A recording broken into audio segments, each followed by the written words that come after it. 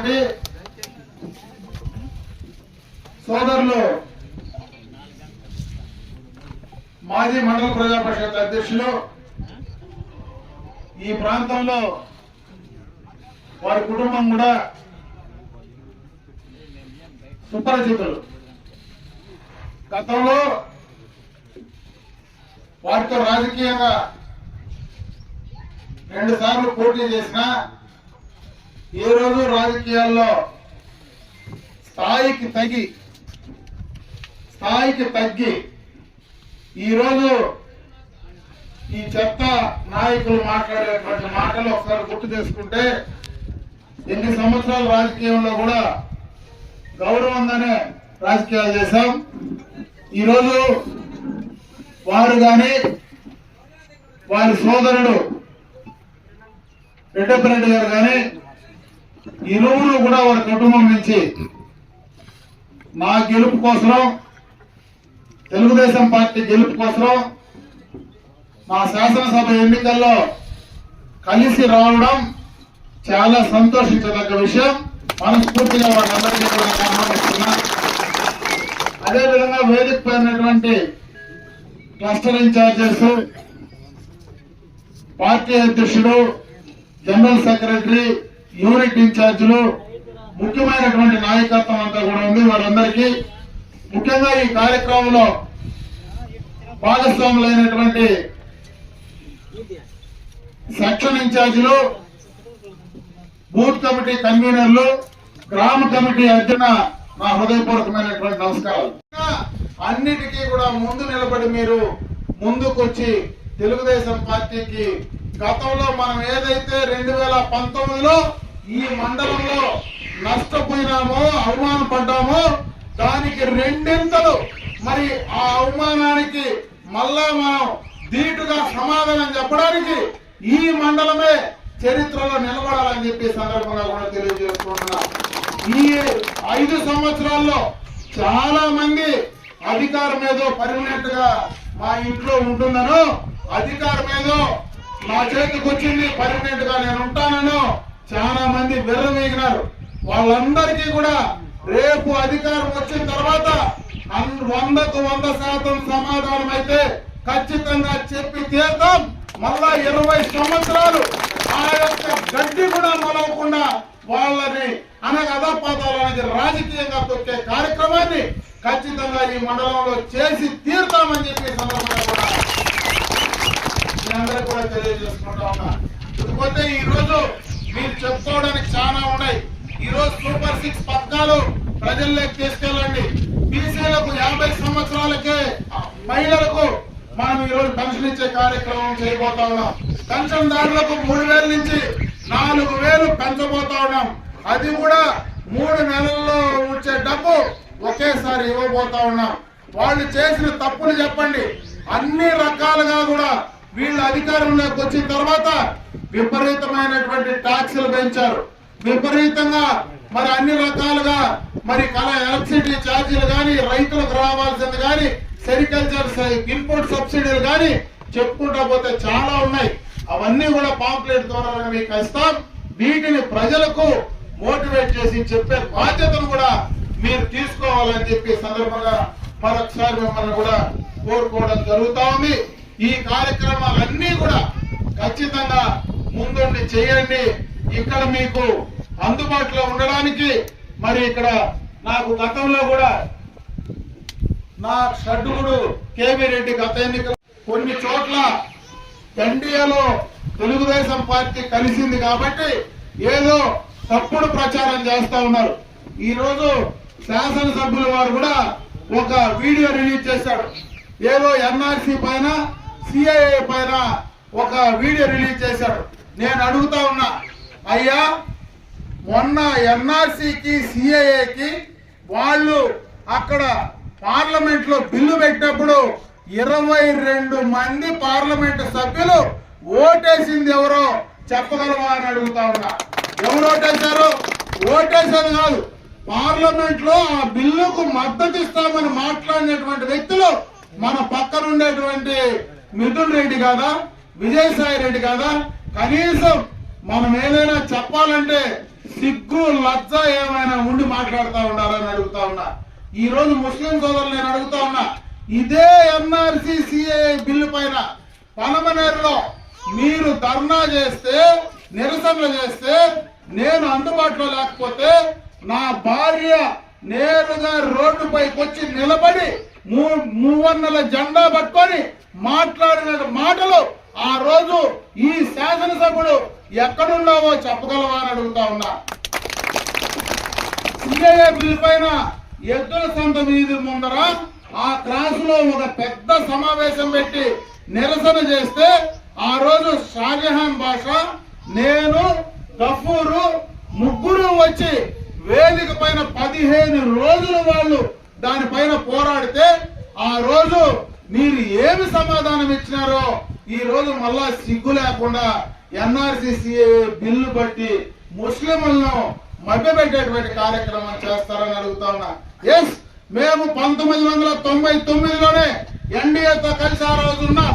ఆ రోజు ఎన్డీఏలో కలిసి ఉంటే గోద్రా అల్లర్లు జరిగిన రోజు మోడీ పైన తిరగబడి మాట్లాడిన ఏకైక ముఖ్యమంత్రి చంద్రబాబు నాయుడు అవునా కాదా అని అడుగుతా ఉన్నా. దీనికి సమాధానం చెప్పగలరా వాళ్ళు అడుగుతా ఉన్నా. ఆ రోజు ముస్లింలకు మొట్టమొదటగా షాదిమాలు కట్టింది తెలుగుదేశం, మొట్టమొదటగా హజ్భవన్లు కట్టింది తెలుగుదేశం, విద్యోన్నత పథకాలు ఇచ్చింది తెలుగుదేశం, ఉర్దూ స్కూళ్లు కట్టించింది తెలుగుదేశం, అన్ని చేసింది తెలుగుదేశం పార్టీ అవునా కాదా? ఆ రోజు ఎక్కడైనా ముస్లింలకు హిందువులకు మత ఘర్షణలు జరిగినాయా? ఎప్పుడు కూడా హైదరాబాద్ లో పాత బస్తీలో మత ఘర్షణలు జరిగితే ఆ కాలంలో ఒక్క మత ఘర్షణ కూడా జరగకుండా ఆపి నిలబెట్టింది చంద్రబాబు నాయుడు తెలుగుదేశం పార్టీ కాదా? దానికి సమాధానం చెప్పగలరా అని అడుగుతా ఉన్నా. మొన్న 2014లో ఎన్డీఏతో కలిసి మా అధికారానికి వస్తే ఆ రోజు ముస్లింల మనోభావాల్ని ఎక్కడైనా దెబ్బ వచ్చే లేకుండా కాపాడింది తెలుగుదేశం పార్టీ కాదా? ఆ రోజు కూడా రాష్ట్ర ప్రయోజనాలను దృష్టిలో పెట్టుకొని ఆ రోజు ఏదైతే ప్రత్యేక హోదా కోసం కేబినెట్ నుంచి బయటకు వచ్చి ఢిల్లీ నడిబొడ్డున మోడీని నిలదీసింది తెలుగుదేశం పార్టీ కాదా? చంద్రబాబు నాయుడు కాదా? సమాధానం చెప్పగలవాలని అడుగుతా ఉన్నా. మీరు మొత్తం పార్లమెంట్ సభ్యులు గెలిపిస్తే మోడీ మెడలు పెంచుతామని చెప్పినోళ్ళు మేము డైరెక్ట్ గా రాష్ట్ర ప్రయోజనాల కోసం ఎన్డీఏతో కలిస్తే ఈ రోజు ఎలక్షన్స్ కూడా సజావుగా జరుపుకోగలుగుతా ఉన్నామా లేదా? అది కూడా దాన్ని అడ్డం పెట్టుకొని నువ్వు ఆ రోజు మోడీ మెడలు వంచుతానని చెప్పినటువంటి జగన్మోహన్ రెడ్డి మేము పగులు ధైర్యంగా ఎన్డీఏతో కలిసి ఉంటే నువ్వు అర్ధరాత్రి పూట ముసుగేసుకొని మోడీ పక్కలో పనుకొనింది జగన్మోహన్ రెడ్డి అవునా కాదా? సమాధానం చెప్పగలవా అని అడుగుతా ఉన్నా. పక్కలో పనుకునేది ఎవరు పనుకుంటారు? కాదు, చెప్తామని చెప్పా నువ్వు. అది మేము ఇదియా దాన్ని మాట్లాడుకునేది చేత కాకుండా తప్పుడు ప్రచారం చేసి ముస్లింలకు సోషల్ మీడియాలో తెలుగుదేశం పార్టీ వస్తే ఏదో జరిగిపోతుందని అంటా ఉన్నారు. ఎప్పుడు జరగదు. ఆడ తెలుగుదేశం పార్టీ చంద్రబాబు నాయుడు ఉన్నంత వరకు ఏమీ జరగదు. గత 5 సంవత్సరాల్లో మేము ప్రభుత్వంలో ఇచ్చినప్పుడు రంజాన్ తోఫా ఏమైంది? దుల్హన్ పథకం ఏమైంది? ఈద్గాలకు, దర్గాలకు, మసీదులకు డబ్బులు ఏమైనా ఇచ్చినావా? ఈ రోజు చదువుకునేటువంటి బిడ్డలు విద్యోన్నత పథకం బయట దేశాల్లో చదువుకునేటువంటి చదువులు ఏమైనా నువ్వు కంటిన్యూ చేసినావా? నిలిపేలా? కనీసం హజ్భవన్కు సంబంధించినటువంటి కార్యక్రమాలు ఏమైనా చేసావు? మేము కట్టిన హజ్భవన్ ఈ రోజు కూడా ఓపెన్ చేయకుండా అట్లనే పడేసినావా లేదా? ఈ రోజు హజ్ యాత్రకు డబ్బులు ఇస్తా ఉన్నావా? మైనారిటీ కార్పొరేషన్ ఉందా? అసలు ఏం చేస్తున్నావు? కనీసం ఇమాములకు, మౌజములకు మేము గతంలో డబ్బులు ఇస్తా ఉంటే నువ్వు డబ్బులు ఇచ్చే పరిస్థితి అయినా ఈ ప్రభుత్వం చేసిందా? జగన్మోహన్ రెడ్డి ఏం ముఖం పెట్టుకొని అడుగుతారు? రంజాన్ తోఫా ఇచ్చి పేద ముస్లింలు గౌరవించేటువంటి కార్యక్రమం చేసినాం, అది కూడా తీసేస్తే కార్యక్రమమే. పేదవాళ్లకు పదవులు ఇస్తే అన్నా క్యాంటీన్ కూడా, అన్నం పెట్టే క్యాంటీన్ కూడా నిలిపేస్తారనేది జగమెరిగిన సత్యం కదా? చెప్పుకోగలవా? దీన్ని మతానికి అడ్డం పెట్టుకొని ఈ రోజు మతం ముసుగులో ఓట్లు వేసుకుంటావా?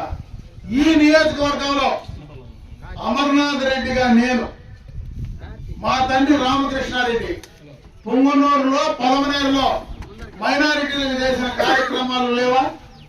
మేము కట్టిన స్కూల్లే, మేము కట్టిన షాదీ మహల్లే. గతంలో మొన్న నేను షాదీ మహల్ 2 శాంక్షన్ చేసేస్తే ఈ రోజు కూడా మొండిగోడపై నిలబడితే మొన్న ఈద్గాలోకి పోయి అక్కడ ఈద్గాలో ఈ షాదీ మహల్ అడ్డం ఉంది, దీన్ని కొట్టేయాల చేతులతో అంటే 3 కూడా చేతులు సిగ్మాలుగా. ఆడబిడ్డలకు స్కూలు మైనారిటీ రెసిడెన్షియల్ స్కూల్ తెస్తే దాన్ని ఈ రోజు దాకా కూడా తెచ్చే యోగ్యత 5 సంవత్సరాలు ఈ ప్రభుత్వానికి శాసనసభ్యుడికి ఉందా? ఇదే రాయలపేటలో బీసీలకు సంబంధించినటువంటి రెసిడెన్షియల్ స్కూలు తెచ్చి నేను ఉన్నంత వరకు నడిపితే ఈ రోజు ఎక్కడుందా నీ స్కూలు? డబ్బులు శాంక్షన్ చేసి 17 కోట్లు తెచ్చి ల్యాండ్ అలాట్మెంట్ చేస్తే దాన్ని కట్టించే ఆ యోగ్యత కూడా బీసీల కోసం కట్టించే యోగ్యత ఉందా? మైనారిటీలది లేదు, బీసీలది లేదు. నువ్వు మతాన్ని అడ్డం పెట్టుకొని మాట్లాడేటువంటి పరిస్థితి ఉంటే ఖచ్చితంగా మైనారిటీస్ అర్థం చేసుకోవాలా. ఈ నియోజకవర్గంలో మైనారిటీలకు కానీ, బలహీన వర్గాలకు కానీ, ఎస్సీ ఎస్టీలకు కానీ అందరికీ కూడా వాళ్ళ హక్కులకు, వాళ్ళ యొక్క మతానికి సంబంధించి కానీ, వాళ్ళ విశ్వాసాలకు సంబంధించి కానీ ఎక్కడ ఎవరికి నష్టం జరిగినా ముందు రోడ్డు పైన వచ్చి నిలబడేది అమర్నాథ్ రెడ్డి గుర్తు పెట్టుకోవాలి చేస్తా ఉన్నా. మీరు ఖచ్చితంగా కూడా ప్రజల్లోకి తీసుకెళ్లాల్సినటువంటి పరిస్థితి ఉంది. ముఖ్యంగా మైనారిటీ సోదరులకు తీసుకెళ్లాలా. ఖచ్చితంగా 2 ఓట్లు కూడా సైకిల్ కు వేయమని చెప్పి చెప్పాల్సిన బాధ్యత ఉంది అని చెప్పి సందర్భంగా తెలియజేసుకుంటా ఉన్నా. ఇవే కాదు, ఈ రోజు మన పార్లమెంట్ సభ్యుడిగా ప్రసాదరావు గారు పోటీ చేస్తా ఉన్నారు. ఒక ఐఆర్ఎస్ ఉద్యోగంలో ఉండి ఆయన ఈ రోజు వాలంటీర్ రిటైర్మెంట్ తీసుకొని మన పార్లమెంట్ కు వస్తా ఉన్నారు. రేపు పార్లమెంట్ లో మనం చేసుకోవాల్సిన కార్యక్రమాలు చాలా ఉన్నాయి.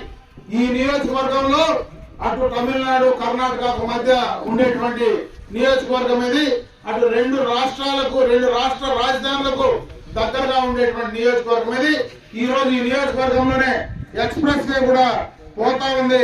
రాబోయే కాలంలో ఈ ప్రాంతంలో మనకు పెట్టుబడులు కానీ కేంద్రం నుంచి రావాల్సినటువంటివి మాట్లాడి తెచ్చుకోవాలంటే ఖచ్చితంగా ఒక మాట్లాడగలిగినటువంటి పార్లమెంట్ సభ్యుడు ఉండాలి. గత ఎన్నికల్లో ఒక పార్లమెంట్ సభ్యుడికి ఓట్లు వేసినాం. ఎక్కడున్నాడో తెలియదు, ఎట్లుంటాడో తెలియదు, ఎప్పుడు వస్తాడో తెలియదు, యాటీఎంలో కుమ్మూరులో ఉంటాడో తెలియదు. కుమ్మూరు కాదు ఆయన ఓట్లేసింది. మనం చిత్తూరు పార్లమెంట్ ఓటేస్తే ఆడు కూర్చొని నేరుగా కుప్పానికి పోయి చంద్రబాబు నాయుడు మీద తిట్టేసి మళ్ళా 4 రోజుల నుంచి చక్కగా ఊరికి వెళ్ళిపోయేవాడు. ఏ పని ఈ రోజు దాకా ఈ నియోజకవర్గంలో మాట్లాడినటువంటి దాఖలాలు లేవు.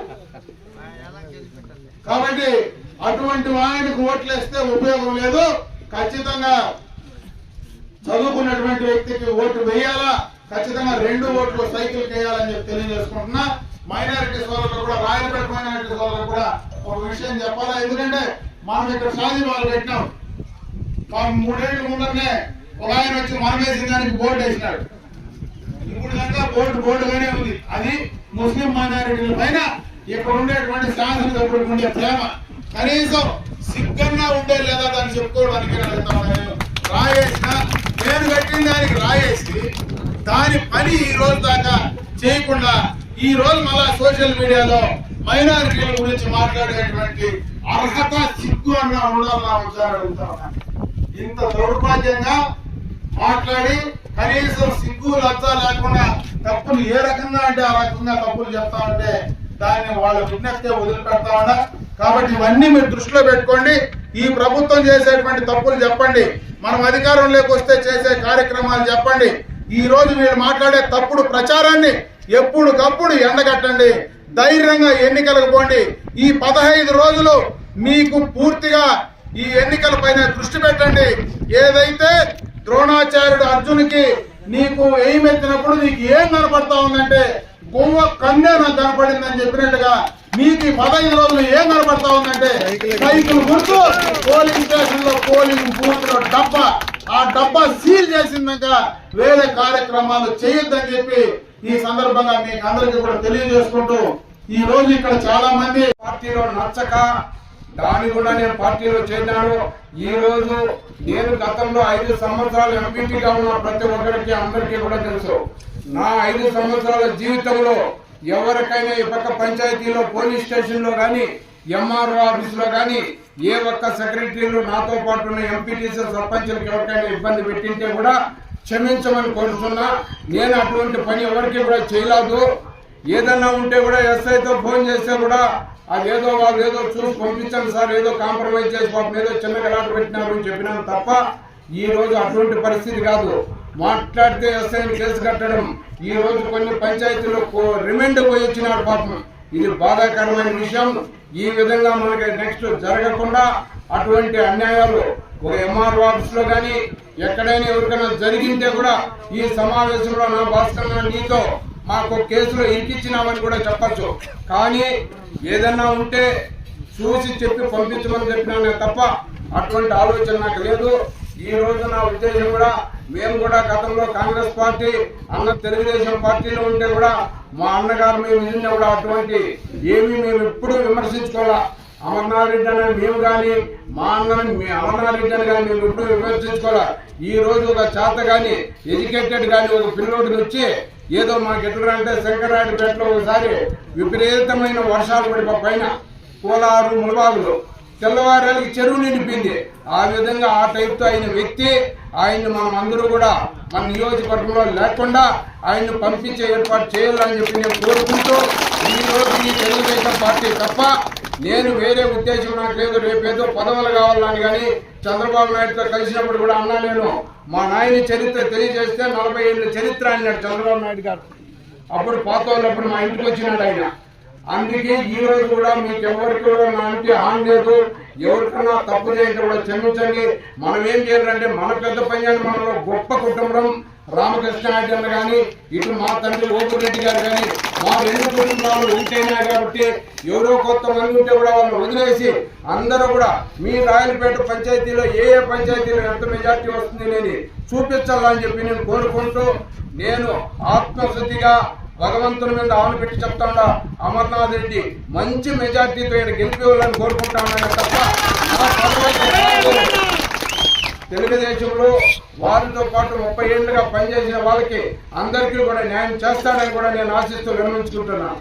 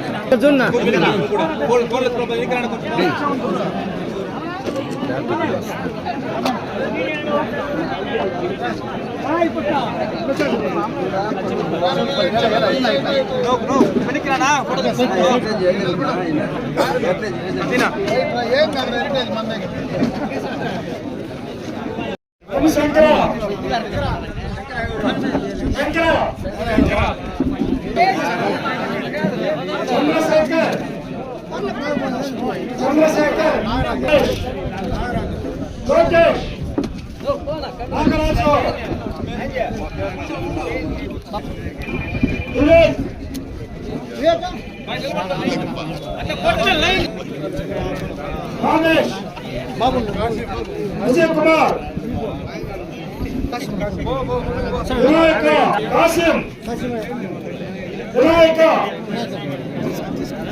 राजेंद्र विश्वनाथ